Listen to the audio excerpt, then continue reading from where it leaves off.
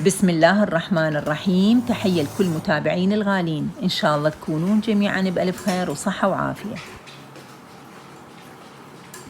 إجانا العيد ويا 100 هلا بالعيد، وأني كأم أحس روحي ملزمة لازم أسوي كليشة العيد، حتى لو تعبانة ما بي حيل، يعني أدوس على نفسي ولازم أسويها. وهي من اسمها كليشة العيد، بعد هاي هي تسجل الطابو باسم العيد. أنا بنات من كنت صغيرة يقولوا لي تصحين لي كليشة، فاليوم بنات كليشة العيد سويتها بالبيض واللبن الخاثر، وحشوة التمر بذاك العيد خليت لها جوز، بهذا العيد خليت لها سمسم. شفتوا الطريقة؟ بالبداية سهيت السمسم، وبعد ما سهيته خليت شوية دهن حار، بعدها ضفت التمر، وطيت النار. ضروري نوطي النار بعد ما نضيف التمر، لأن التمر بسرعة يحترق بنات. واستمريت بهرسه على نار هادئة كلش إلى أن انهرس بشكل كامل. وبالنسبة لمقادير العجينة 4 أكواب طحين، ضفت لهم ملعقة كوب هيل وملعقة كوب بيكنج باودر ونص ملعقة شاي ملح.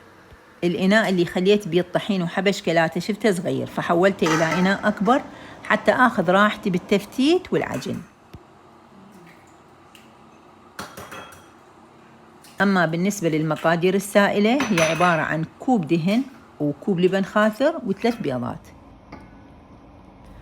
بالبداية ضفت الدهن للطحين، وهاي المرة ضفته شلتة واحدة، يعني ما خليتها بالتناوب.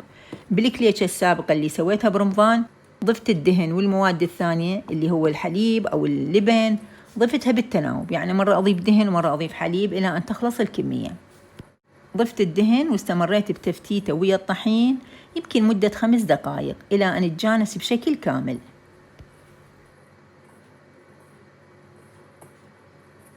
إذا أريد أمزج الدهن بشكل جيد ويا الطحين بالكليشة يكون بهالطريقة، مو طريقة العجن. طريقة العجن متوالي من الكليشة.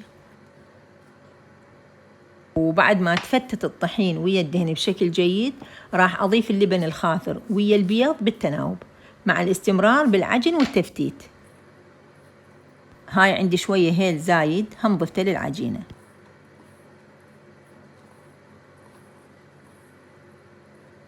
عجن الكليشة شوية يرادلها تعب، يعني يرادلها وحدة عندها همة وقوة تشتغلها، أما شوف روحها ما بيها حيل ونزاكة خلي تذبها على غيرها. وعادي إذا ما تقدرين تعجنيها بإيدك تعجنيها بالماكينة. أكيد هسه الكليشة الجاهزة اللي موجودة بالأسواق يعني ما يعجنوها بإيديهم، أكيد يعجنوها بالمكاين، وهم تعطي نفس النتيجة. بس بصراحة إحنا بنات نحب نعجنها بإيدينا، يعني هاي جزء من مكملات طقوس العيد. هذا الطحين اللي دا استعمله هو طحين الصفر مالت الوجبة اللي استلمناه برمضان، بس احنا ما استلمناه بأيام العيد، استلمناه بعد رمضان، فبقى عندي وضميته بالمجمدة واليوم استعملت من عنده. أني بنات إذا عندي طحين صفر زايد بالصيف أضمه بالمجمدة حتى أحافظ عليه، لأنه الدنيا حارة. بالشتاء عادي أخليه بالمخزن، بس بالصيف لا والله بسرعة يدود ويقمر. وحتى البهارات إذا عندي من عندها مطحون وكميته شوية زايدة هم أخليه بالمجمدة، لأنه إذا عيفه بالصيف بالمطبخ 100% يتلف، يصير إكسباير ونكهته وريحته تروح. اليوم جربت السمسم مكان الجوز، ولو الجوز يبقى جوز لا يعلى عليه. وهسه مع اللاوي راح تطلق العنان لإبداعاتها وخيالها بتشكيل الكليشة. وإذا اعتمدنا على الخيال أكيد الخيال مرة يشطح ومرة ينطح. وسبحان الله على العيد وفرحة العيد، خصوصا للجهال الصغار. أنا من كنت صغيرة العيد يعني لي شيئين: العيدية زائدا المراجيح والألعاب، وكنا نفرح بتزاور أهلنا، يعني هم يزورونا إحنا نزورهم، هم هذا الشيء كان كلش يعنينا، شوية يكسر الروتين اللي عايشيه بأيامنا الاعتيادية. أما بالنسبة للثوب الجديد فقصة، لا أطلع لا ويا عمة ولا ويا خالة، لأن أمي متوفية الله يرحمها برحمته الواسعة، ووالدي كان موجود. أطلع ويا والدي أروح للسوق، ياخذني ماكو محل ما يمررني عليه إلى أن يشوفني أقتنع بالثوب اللي يعجبني، مهما كان سعر هذا الثوب يشتري لي إياه. ورغم هو رجال ما عنده واهس مثل المرة بهاي الشغلات، بس كان يطول كلش خلق وياي ويصبر ويظل يفتر وياي إلى أن أشتري الحاجة اللي تعجبني. ورغم حالته المادية كانت مو ذيك الحالة، ما أتذكر إنه كسر خاطري بهذا الموضوع نهائياً، دائماً يفرحني.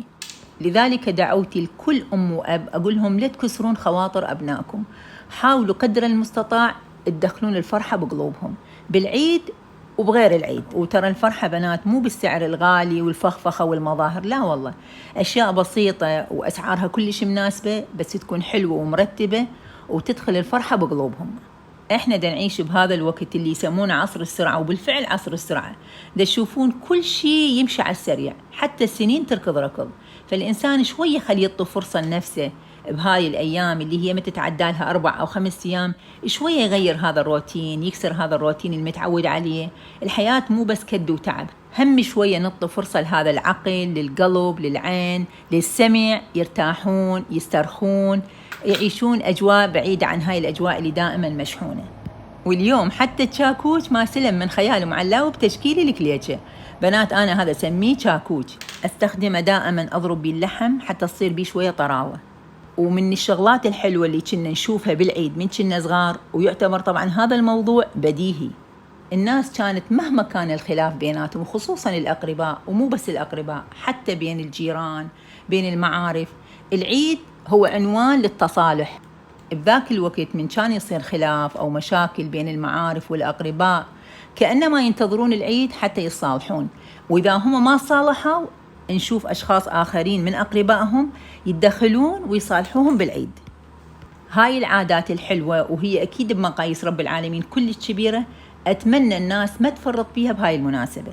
للأسف بالسنين الأخيرة بدأت الناس تتغير، فصار عندهم كلش عادي إذا الأخ متزاعل ويا أخوه، الأخت متزاعلة ويا أختها ويا أخوها، يجي العيد ما واحد يزور الثاني ولا يصالحون. مع العلم قلت لكم بنات قبل، العيد هو عنوان للتصالح. أكو بعض الناس للأسف تاخذهم العزة بالنفس والكبرياء، ما يكون هو صاحب المبادرة بالتصالح، ونسى دعوة رب العالمين للبشر اللي يقول خيركم من يبدأ بالسلام.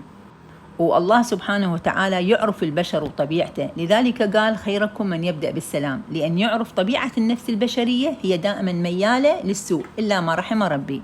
لأن الإنسان بطبعه دائما يريد يحصل الشيء اللي يفيده، وين يفيده بالدنيا، ما يفكر بالآخرة. مع العلم هاي الأعمال اللي أنا أعتبرها مبادرات نحو الخير من قبل الإنسان بها فائدة للإنسان بالدنيا والآخرة. لأن الإنسان اللي عنده محبة وصلة رحم ويا ناسه وأهله ومحبة إلهم، أكيد رب العالمين راح يثيبه بالدنيا والآخرة.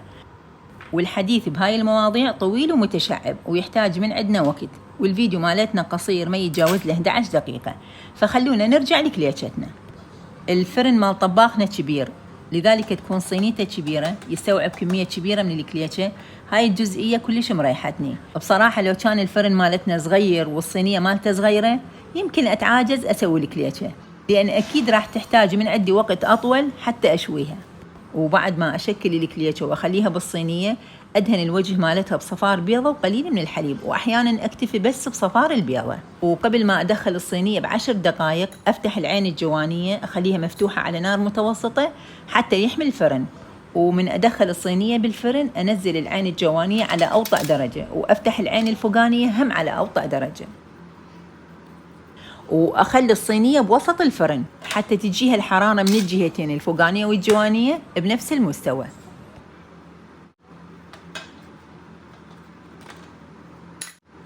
والكليتشة مو مثل الكيك لما أدخلها بالفرن. الكيك يحتاج من عندي تقريبا نص ساعة يلا أقدر أفتح الفرن، وإلا تنزل تهبط. أما الكليتشة إذا خليتها بالفرن بعد 10 دقائق أروح أشوفها. في أغلب الأحيان الكليتشة اللي موجودة بوسط الفرن تستوي أسرع من الكليتشة الموجودة على الحواف، لذلك تحتاج متابعة باستمرار حتى ما تحترق.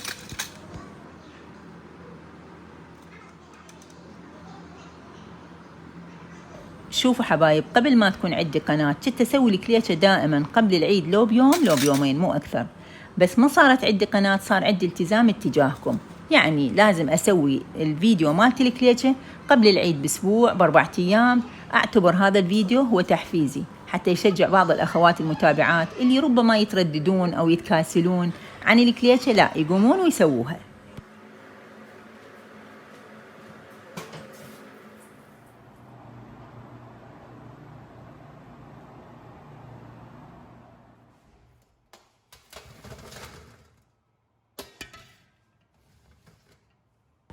وهاي الكليتشة ما شاء الله عليها هشة ومقسبة، وبنفس الوقت بيها لمعة. أعتقد الفضل كله يرجع للطحين، مبين الطحين كل الزين. وهسه حبايب وصلت وياكم من نهاية الفيديو. أتمنى لكم أوقات سعيدة بهاي الأيام المباركة، وأقول لكم عيد سعيد، وكل عام وأنتم بألف خير، وإن شاء الله رب العالمين يحقق أمانيكم ويفرحكم بأحب الناس إلكم إن شاء الله. بس لا تنسون إذا عجبتكم كليشة معلاوي تدعموها باللايك ثم اللايك ثم اللايك، وشاركوها أصدقائكم ومعارفكم حتى تحصل أكبر عدد من المشاهدات. إلى هنا وأستودعكم الله، ودمتم جميعا في حفظ الرحمن.